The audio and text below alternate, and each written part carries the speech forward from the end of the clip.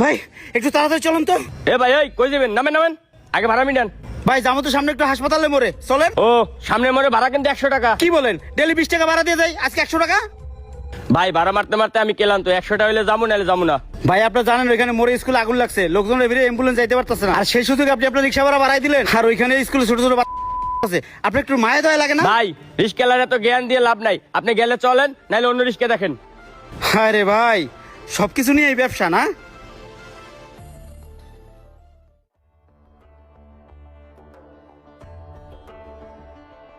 কত চেষ্টা করলাম ভাই, ভাই আমারই কোলে ভাই, কত চেষ্টা করছি ভাই বাঁচানোর লেগে, ভাই পোলাটারে বাঁচাই দিলাম না ভাই।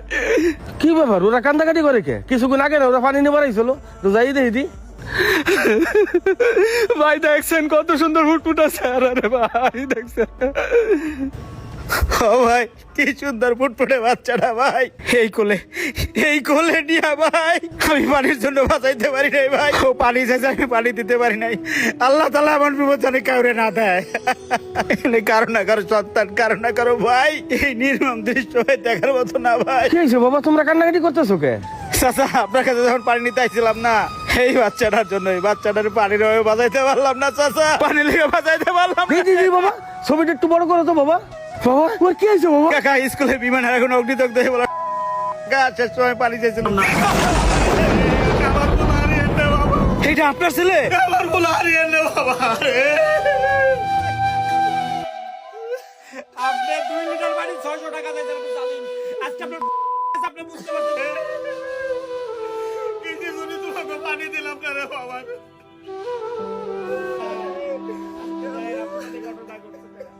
600 টাকা পানির বোতল বেচছেন, দেন আপনার পোলা পানির অভাবে মারা গেল কাকা, আপনার পোলাটারে আমরা বাঁচাইতে পারলাম না পানির লেগে, কেমনে রক্তায় পুইরা পুইরা মানুষ